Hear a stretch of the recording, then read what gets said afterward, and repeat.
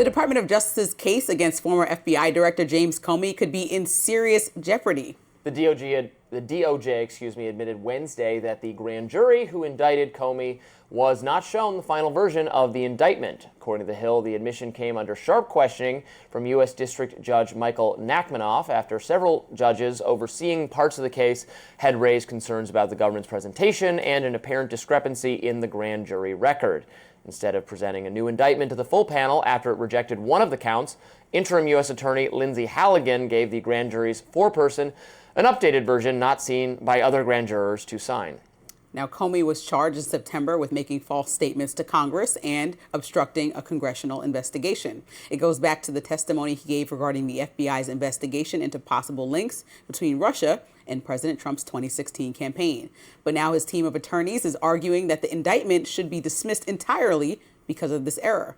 The former Trump attorney, Ty Cobb, went a step farther, saying Halligan and Attorney General Pam Bondi should be disbarred.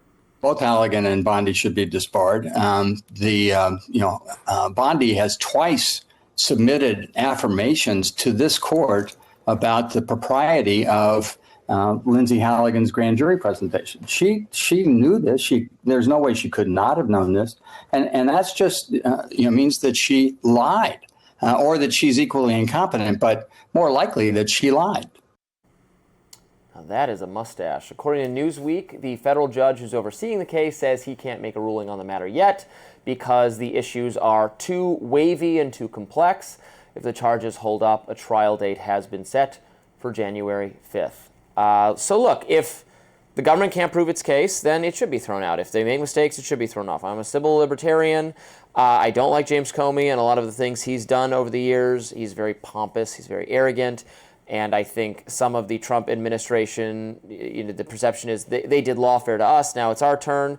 If they've mishandled classified documents, as seems to be the case with John Bolton, I'm fully in favor of prosecuting people who would have been absolutely in favor of prosecuting their political enemies if the shoe was on the other foot. But if the government fails to make its case or screws up procedurally, if they do that with a mass murderer, the person gets off. It's just how it works. Sorry, the government needs to be competent, and if they screw it up, and charges should be dismissed.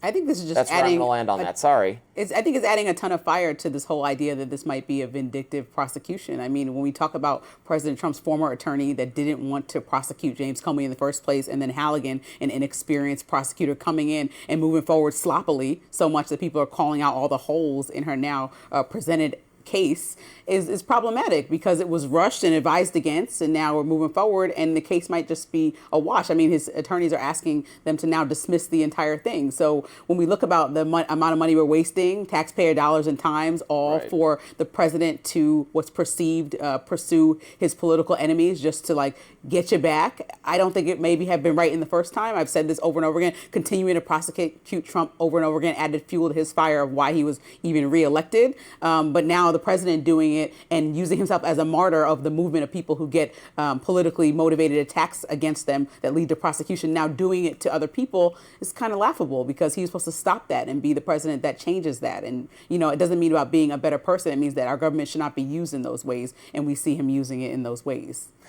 Yeah, I mean, the defense is always trying to get charges dropped, the case thrown out on technicalities. That's one of their jobs. Go-tos, your shoe's untied, case dismissed. So we don't have the relevant information. We don't know enough to judge whether this is a serious enough oversight to merit this case going no further. The judge is going to make that determination as is appropriate. And if that's the case, then it should not proceed. I don't know about wasting taxpayer dollars. I guess the criminal justice system is entirely a waste of taxpayer. I mean, it's a legitimate function of the government, right? If government actors misbehave, they should be prosecuted, even though that their defense costs us something, the prosecution costs us something. That's kind of but I think unavoidable cost of having government at all. Maybe we shouldn't have a government at all, Lindsay. No, yes, what you want. I don't want no government. I don't want it to be like anarchy. What's that movie where everybody's just out killing each other? What? That's what it would be like. Nobody be out there killing each other. We'll have private militias to defend us and private court systems to go after our... Private companies can always be trusted the most, I know.